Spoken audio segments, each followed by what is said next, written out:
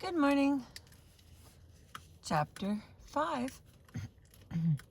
Historians reckon Johann Joachim Winckelmann from 1717 through 1768 to be the father of art history, a fitting tribute to his importance to the field.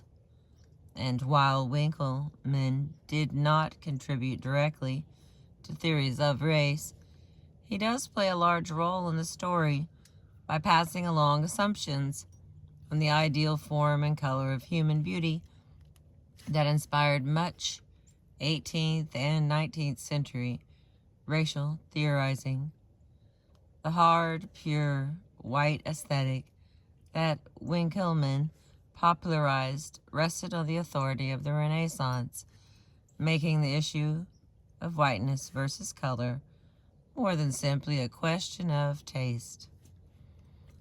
Born a poor cobbler's son in Prussia, Winckelmann began his career as a librarian in Dresden, the capital of Saxony in eastern Germany. Converting to Catholicism in order to study ancient art in Rome, he lived with and worked for Alessandro Cardinal Albani, a politically powerful aristocrat and renowned collector of ancient art.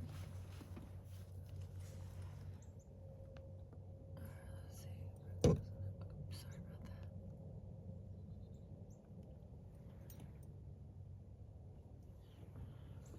like a mess of birds over there, aka my friends. Okay, here we go. At that time, the study of art history was centered in Rome.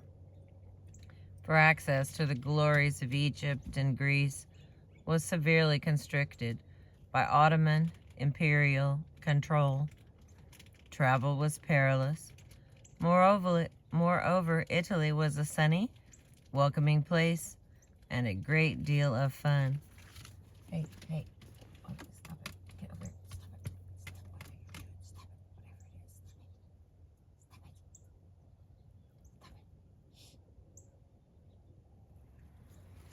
Sorry.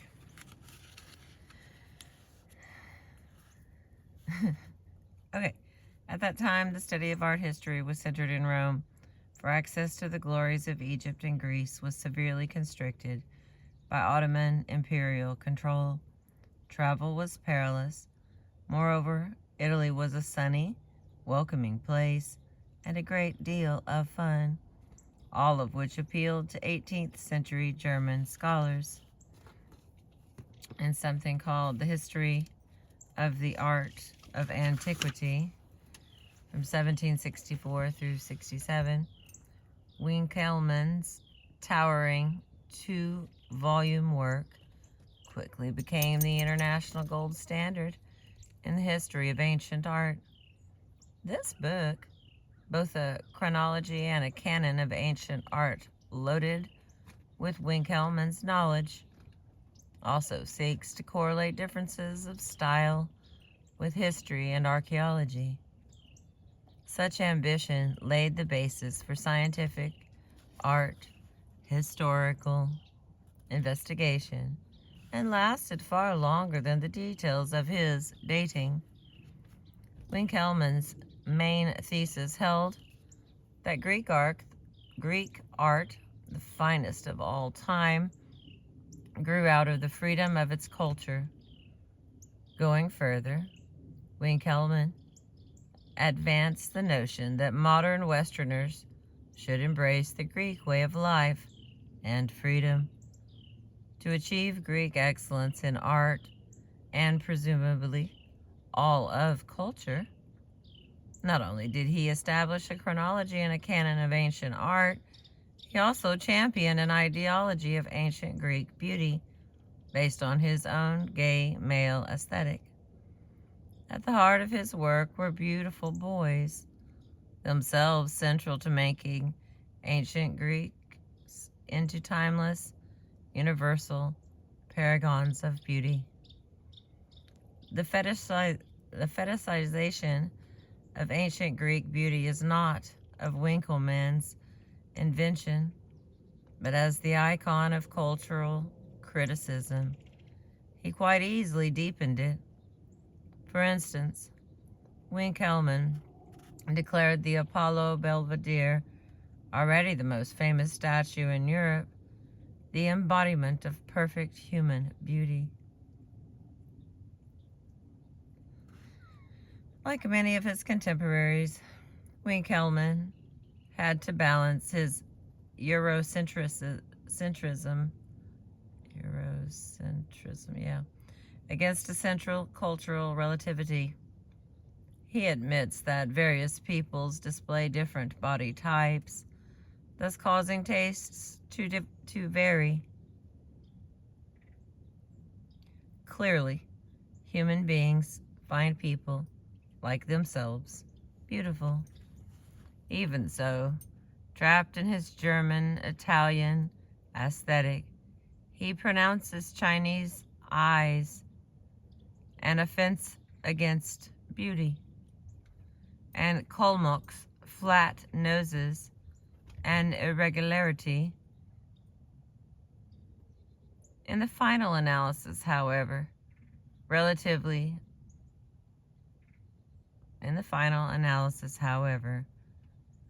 relativity loses out as he adopts the Kantian notion of a single ideal figure for all humanity. The Greek profile is the first character of great beauty in the formation of the visage. White skin, he adds, makes bodily appearance more beautiful. Throughout the Western world, these rules soon became as carved in stone as the statues that inspired them. Winckelmann's appreciation of whiteness initially sprang from his distance from Greece. In Rome, he had near at hand a great many Roman copies of ancient Greek sculpture translated into an Italian sculptural medium.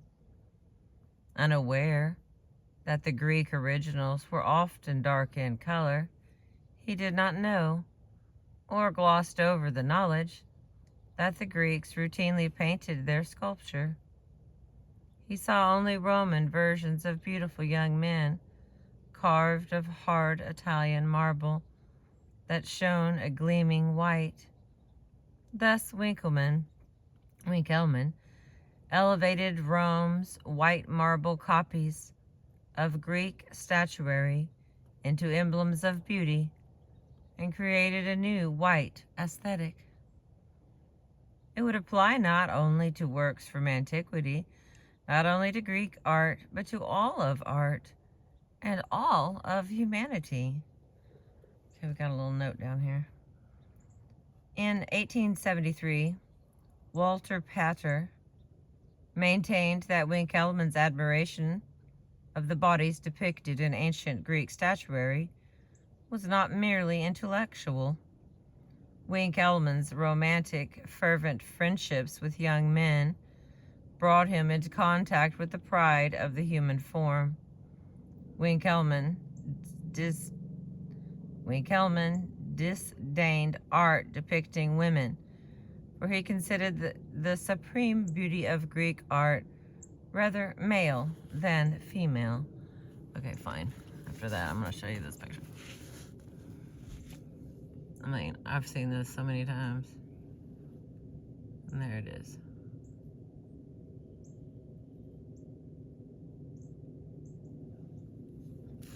And what I just heard myself read right there was, most of the statues were painted. The only reason these ones were white was because they were made with white marble, which is better for dealing with the sun, the weather. Anyway. Okay. Now, I continue. For Winckelmann and his followers, color in sculpture came to mean barbarism, for they assumed that the lofty ancient Greeks were too sophisticated to color their art. The equation of color with primitivism meant that experts often suppressed and removed color when they found it in the Greeks. Even now, excuse me, even now, the discovery of ancient Greek polychromy can still make news, for the allure of Winckelmann's hard, white, young bodies lives on. And here's another little note. Quite a size here, but here we go. The white marble ideal seduced just about everybody, especially race-minded experts such as the most prominent academic painter in England, Sir Frederick Leighton. In 1880, Leighton painted his self-portrait with uncolored Parthenon statuary in the background, presumably according to the plaster casts in his studio. Even Winckelmann probably realized his ancient Greeks may have painted and gilded sculpture, but he kept that suspicion to himself.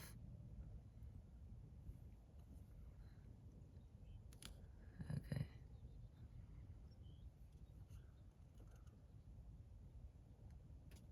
All right, let's see what the next part is here. Long after Winckelmann's students and museums all over the world copied classical art for purposes of education, copying Greek art perforce employed a more common medium, white plaster, which, following Winckelmann, they purposefully left unpainted. Thus, Winckelmann's white aesthetic marched on, trampling the fact that smooth, white, Italian marble was neither the original medium nor the original color of ancient Greek statuary. Okay, and I've got another little note. White plaster casts of ancient Greek statuary still figured as examples of the best in art in New York in the 1920s and the 1930s. Artists like Arshile Gorky and George McNeil worked from Greek casts in the Metropolitan Museum of Art, and such plaster casts served as decoration in a coffee house catering to artists. Okay. We owe this knowledge to a Scot, Thomas Bruce, the Earl of Elgin, British ambassador extraordinary and minister plenipotentiary to the Ottoman court at Constantinople. Okay, hang on, I'm gonna get a drink. That word threw me off. Plenipotentiary.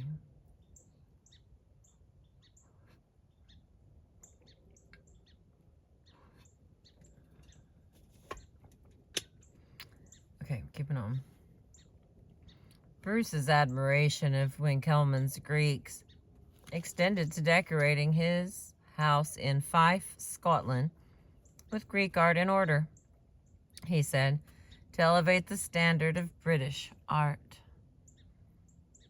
On his way to Constantinople in 1799, he stopped at Athens, then a neglected Ottoman backwater, intending to draw and to take away a few smaller sculptures. But Bruce's desire soon grew into lust for larger pieces, and he started removing sculpture from the Parthenon, Greece's symbol of Athenian democracy.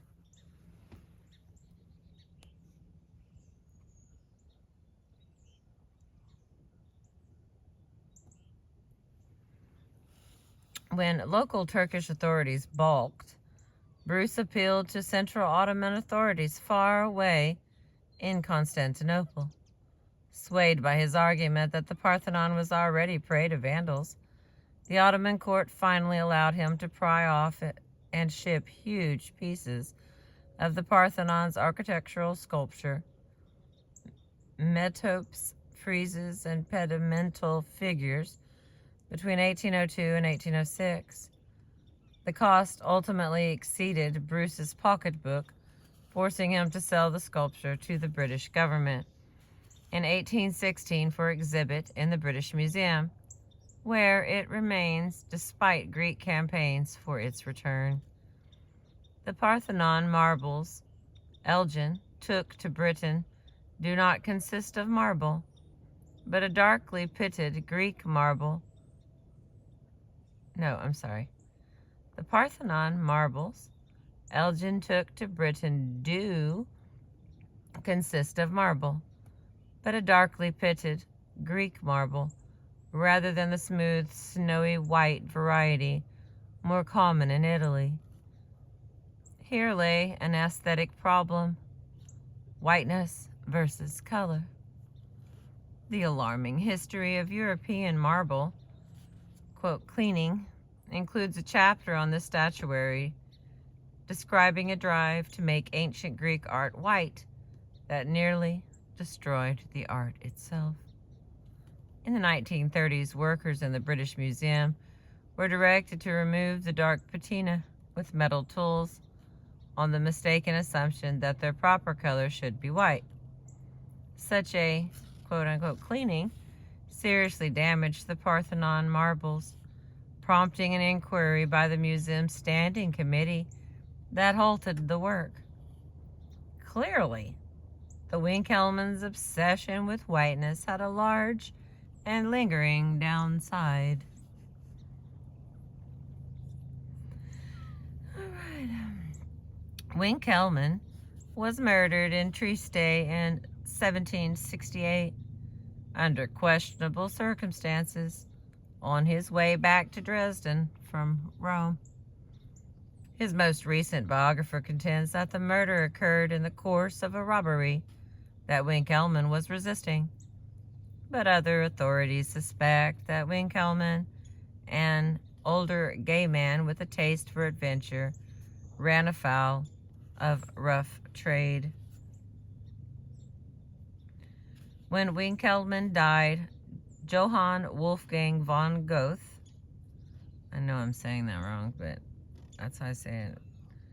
I don't know it's right. Gautier? That might be right. 1749 to 1832. Germany's towering intellectual and quintessence of German Romanticism. He was 21 years old. Before him, German aristocrats had studied the ancient Greek language as one facet of a classical education. But Greek culture overall lacked mythic status, and after centuries of Ottoman rule, modern Greeks were considered little more than Turks, sharing Winckelmann's love of ancient Greek beauty. Goethe eventually added to it an adoration of Greek intellectual superiority in what an English scholar termed the tyranny of Greece over Germany. Gautier. Dear friend Friedrich von Schiller. Okay, wait, we got a little note down here. Let's see if we can read that. He compared compared Winckelmann to Christopher Columbus and concluded, one learns nothing when one reads him, but one becomes something. Winckelmann's birthday, 9th of December, has been celebrated as a holiday in Berlin since 1828 and in Rome since 1829. Inspired by Goethe, the English intellectual Walter Pater included an essay on Winckelmann in the Renaissance, 1867.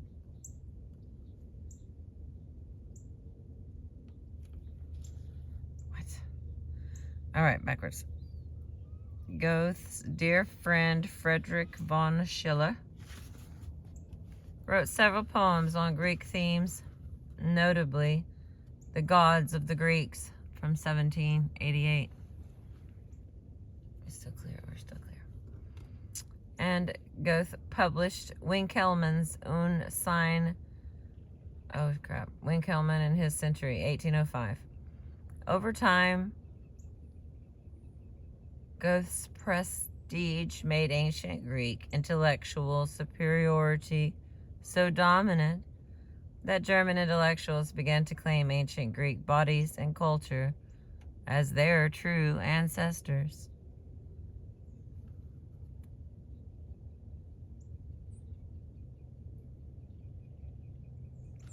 When Gautier first encountered Winckelmann's work as a student in Leipzig in the mid-1760s, during his 1786-88 visit to Italy, Goethe employed Winckelmann's letters and books as guides, just as Ralph Waldo Emerson would rely on the Italian travels from 1817, half a century later.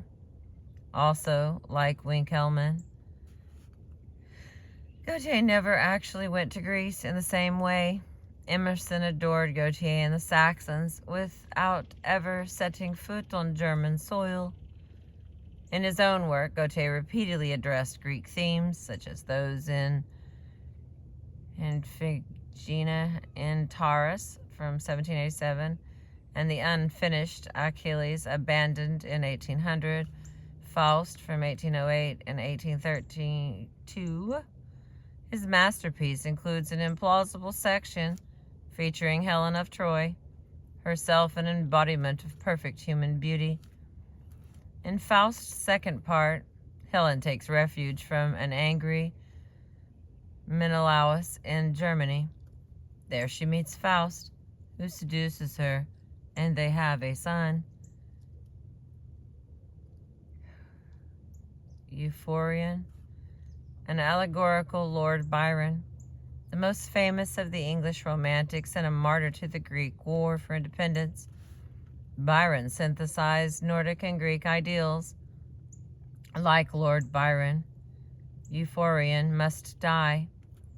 Helen follows Euphorion back to the underworld, and Faust returns to Germany.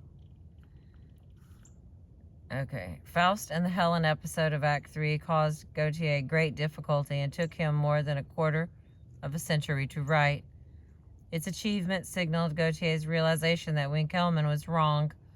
Germans could not recreate the beauties of ancient Greece, no matter how fine their poetry. Gautier did not invent the Helen episode in the Faust myth. He was reworking older Germanic themes and Marlowe's Dr. Faustus. Here we see in Gautier how the mythologies of Germany and ancient Greece tightly intertwined, and how through Gautier, Winckelmann's aesthetic dominated 19th century German thought. In this Greco-Manic epidemic, the anthropologists of Europe played a big role. Anthropological charts proliferated during the 18th century, many featuring images of whiteness borrowed from fine art. Two of the best-known illustrators, Petrus Camper, 1722 through 89, of the Netherlands, and Johann Caspar Lavater, from 1741 to 1801, of Switzerland. So Petrus is from the Netherlands, Johann is from Switzerland. They intended their elaborately illustrated books for artists as well as for natural scientists. Camper's solid academic background in anatomy and art at the University of Leiden made him a formidable figure in both worlds. Over time, he taught at the universities of Franeker, Amsterdam, and Groningen, and traveled widely to demonstrate the theoretical soundness of his facial angle, an angle between two lines drawn on a face, One line ran vertically from the forehead to the teeth. The other line went horizontally across the face through the opening of each ear. The result was a quantification of the relationship between the projection of the forehead, the mouth, and chin, a relationship that was visual rather than functional. And in the 19th century and 20th century, racial scientists later termed the characteristic camper measured prognatism and linked it to skin color and racial worth.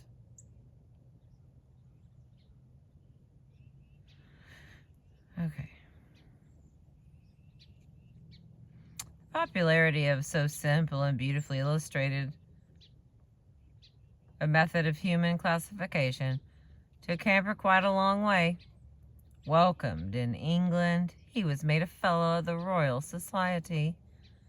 Camper's most famous chart, likely drawn in the 1770s, but not published until 1792, after his death.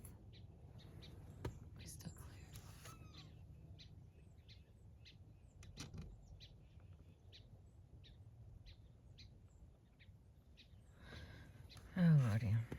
Okay.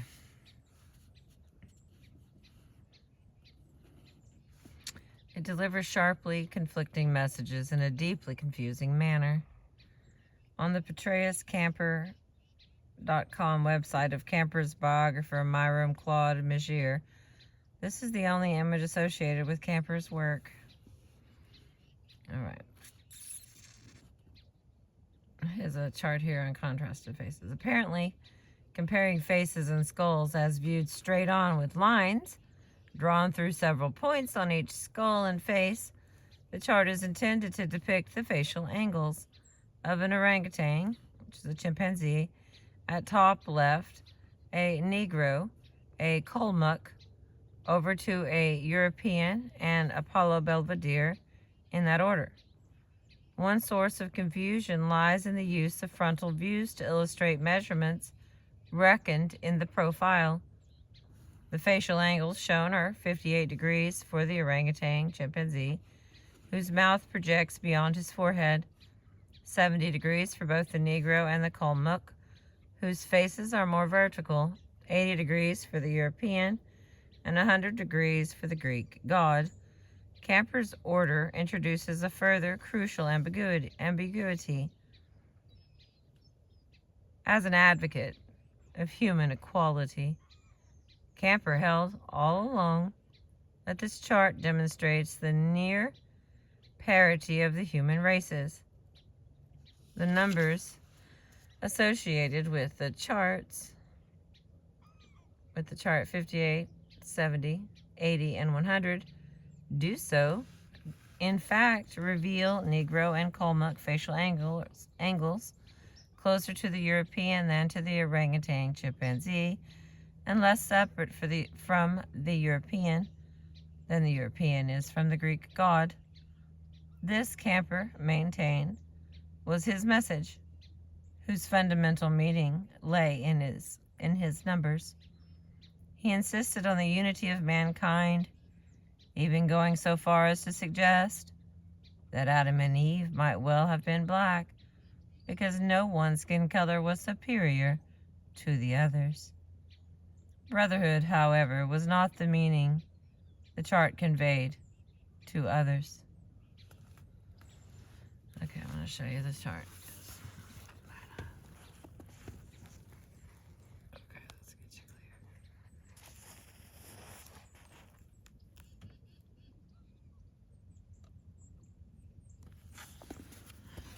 Okay.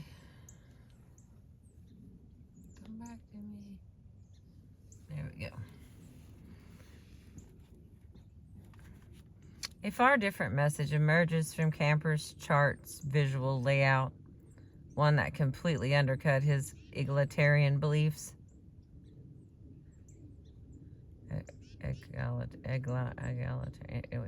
Circulating at the height of the Atlantic slave trade in the late 18th century, his image places the Negro next to the orangutan chimpanzee and the European next to the Apollo Belvedere.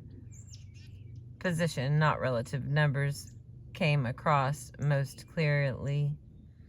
The apparent pairing in this visual architecture soon embodied anthropological truth among laymen. European scholars, meanwhile, were asking harder questions. In France and Germany, Camper faced mounting criticism, and in the long run, his paltry record of publication hindered his scholarly reputation. While he produced hundreds of papers and drawings, he published no one dominant book, and the facial angle lost credibility in academic science. By the mid-19th century, regular method measures of skulls had denounced Camper's simplistic reliance on a single head measurement. But even as Camper lost scholarly standing in continental Europe, scientific racists in Britain and the United States, such as Robert Knox, J.C. Knott, and J.R. Glidden, went on reproducing his images as irrefutable proof of a white supremacy that Camper himself had never embraced.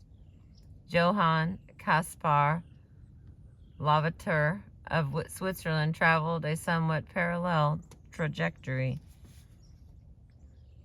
In 1779, Camper presented his ideas to skeptically learned men in Göttingen, including the young Johann Friedrich Blumenbach. Over the years, Blumenbach grew ever more doubtful of the validity of Camper's system, rejecting it as too simple to provide scientific data. Lavater outlived Camper and also came to harbor reservations regarding the usefulness of the facial angle.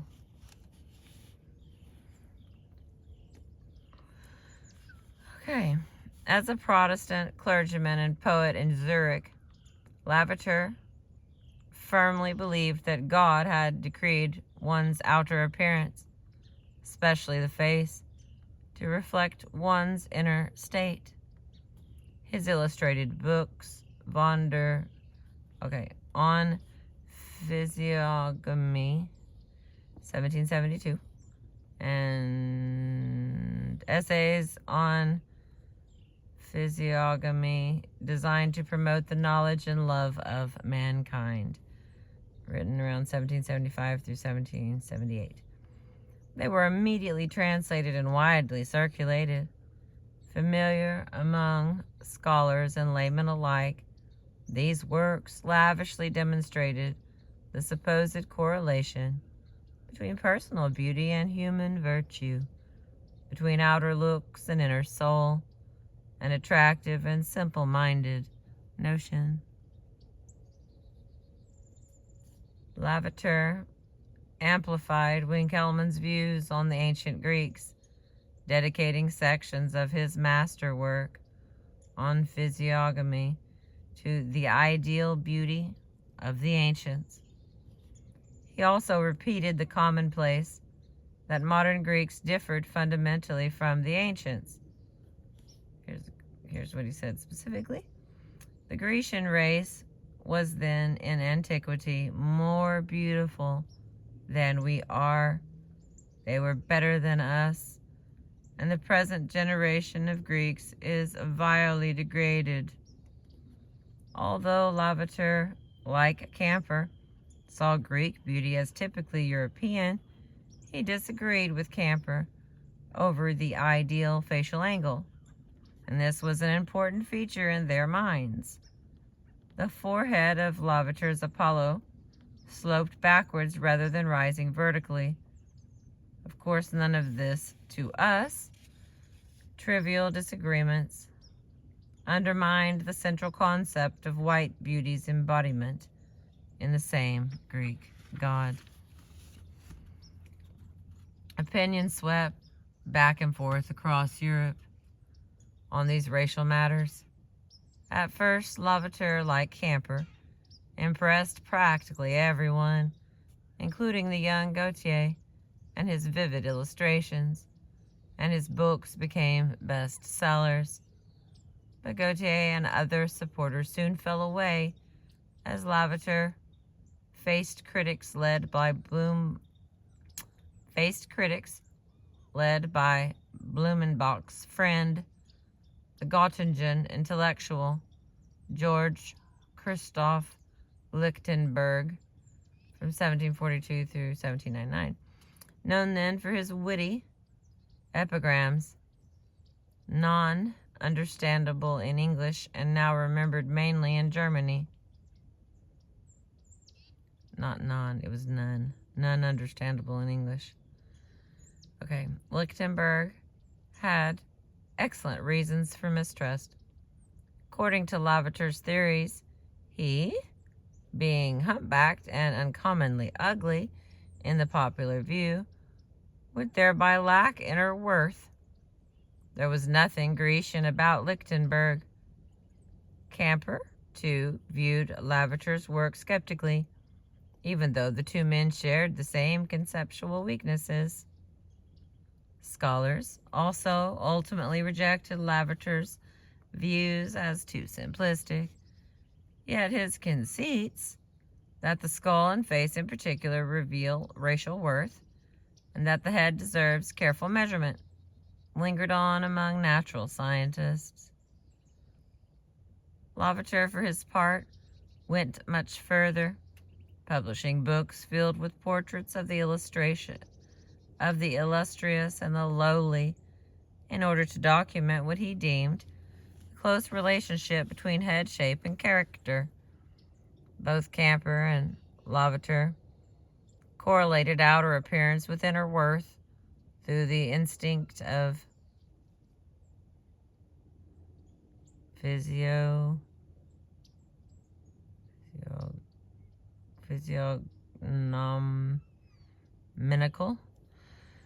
sensation. My word. And both used images of Greek gods to stand for the ideal white person. Others they took from people off the street. Their theories and images, a huge extension of the association of whiteness with beauty, soon reverberated through the work of authors writing in English.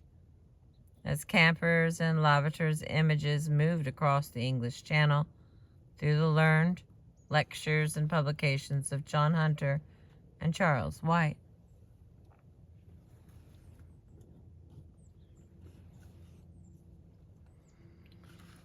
All right, we're almost done. Dr. John Hunter, from 1729 through 1793, an overbearing, arrogant, unpolished Scot, had served as a surgeon in the British Army during the 7 years French and Indian War in North America. Returning to London in 1763, and now possessed of much practical knowledge, he gained high patronage positions. He was a surgeon extraordinarily to the king. Surgeon extraordinary to the king, Surgeon General of the Army, Inspector of Army Hospitals. Through advantageous political connections in prosperous Hanover and London, by the mid-1780s, Hunter also enjoyed the recognition conferred by membership in several learned societies. All right, here we go. Not least was the London Royal Society, over which the wealthy naturalist Sir John Banks, Baronet, presided.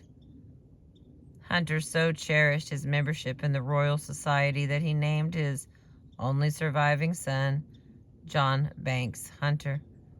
After Hunter's death in 1793, Banks refused the gift of Hunter's painstakingly collected 13,682 dried and wet animal specimens, not considering it to be an object of importance to the general study of natural history. After being shifted from place to place in London following Hunter's death, 2/3 of the collection disappeared in the Nazi bombing of London in 1941. Like many others interested in presenting humanity hierarchically, Hunter was a conservative who would rather have seen his museum on fire than show it to a Democrat. Wow. Scholarly communication between Europe and England flourished. Hunter knew Camper's work, and like Camper, had analyzed a series of human and animal skulls to illustrate gradations of the vertical profile, an exercise rather similar to Camper's work on the facial angle. Hunter compared various human skulls, the European, the Asian, the American, the African, to the skulls of an ape, a dog, and an alligator. And although he specifically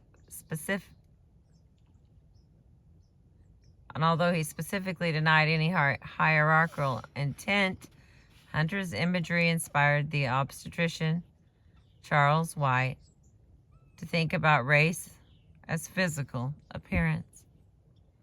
Like Hunter, White had made his reputation as an innovative surgeon, specializing in obstetrics. He was known as a man midwife and initially practiced alongside his physician father.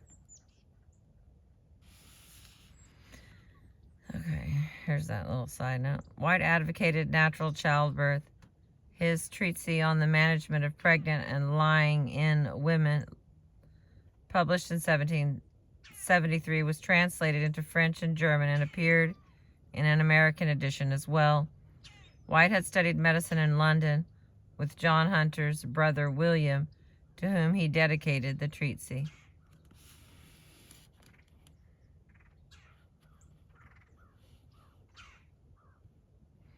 As an 18th century industrial Manchester grew in wealth and in power,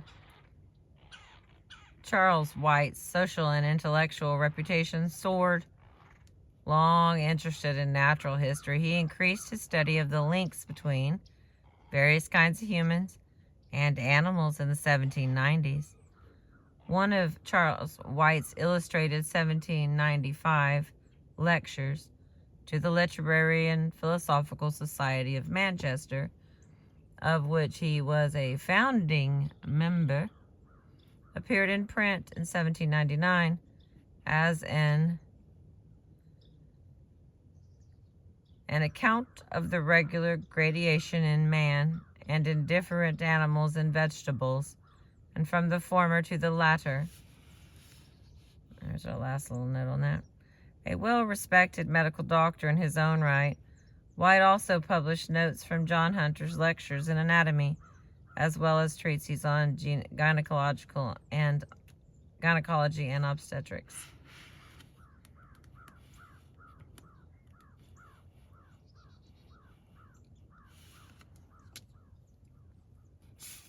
Following, Camper, Charles White arranges his human heads, skulls, and faces in profile, hierarchically left to right, and names them by race, status, and geography. The Negro, whose mouth juts far out in front of the rest of his face, sits next to the ape. On the other side of the Negro are, in ascending order, the American savage, the Asiatic, and 3 Europeans, one of the model of a Roman painter. At the far right, next to the Roman painter's model, sits the Grecian antique, whose nose and forehead hang far over his mouth. Charles White's text crucially departs from Camper's. However, by questioning the descent of all people from a single Adam and Eve pair, occasionally employing the word species rather than race, Charles White surmises that different colored humans grew from separate acts of divine creation. Polygenesis. This view, soon known as polygenesis, traced humanity to more than the one origin of Genesis. Polygenesis went on to flourish in the mid-19th century among racists of the American School of Anthropology. while the publication of The Origin of Species in 1859 much reduced the allure of creationism of all kinds, Darwinism did not kill off polygenetic thinking entirely. Charles White correlated economic development with physical attractiveness, joining the lengthening lineage of those who considered the leisured white European not only the most advanced segment of humanity, but also the most beautiful of the human race. To close his account of the regular graduation in man, White poses a series of rhetorical questions focused on two persistent themes of racial discourse: intelligence and beauty.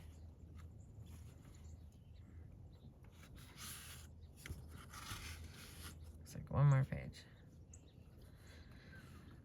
Charles White asks, where shall we find, unless in Europe, that nobly arched head containing such a quantity of brain?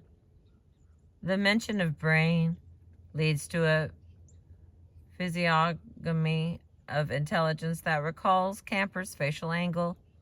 Charles White continues, where the perpendicular face, the prominent nose, and round projecting chin, he ends with a soft porn love note to white feminine beauty that incorporates the fondness for the blush found in many a hymn to whiteness.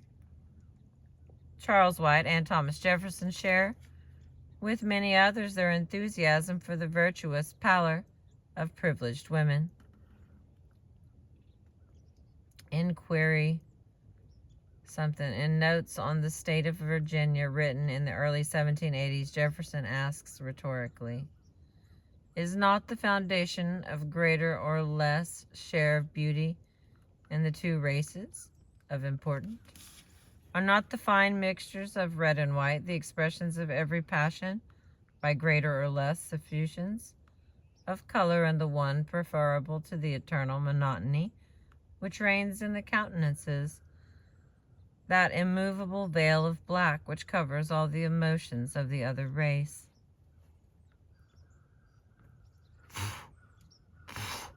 That was a lot of words. Hang on just a second. I'm so close to done. I'm almost out of coffee.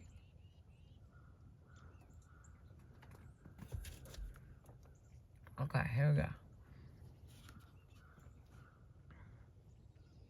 White asks, in what other quarter of the globe shall we find the blush that overspreads the soft features of the beautiful women of Europe, that emblem of modesty, of delicate feeling, and of sense, where that nice expression of the amiable and softer passions in the countenance, and that general elegance of features and complexion, where, except on the bosom of the European woman, two such plump and snowy white hemispheres, tipped with vermilion. In gushing prose or in drier scientific utterance, beauty, early, rivaled measurement as a salient racial trait. Okay, let me try that again. In gushing prose or in drier scientific utterance, beauty, early, rivaled measurement as a salient racial trait. While scholars seldom approached White's exuberance of language, others of much greater influence got the science of race barreling along, with beauty steadily rising as a meaningful scientific category.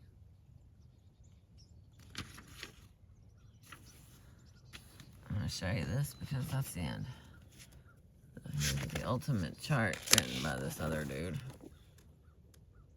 Come on. There we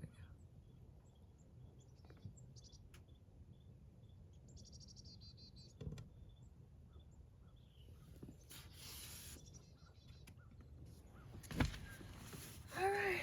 Thank you for letting me share my books with you on the history of white sugar. And Crystal's love affair with said white sugar. So I appreciate you. Thank you for being with me today. I will continue with chapter 6 as soon as possible.